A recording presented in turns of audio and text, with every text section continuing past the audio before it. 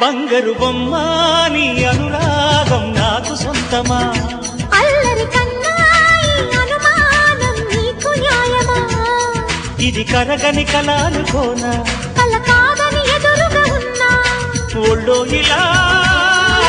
వాలిన పెన్నిది వద్దనగలనా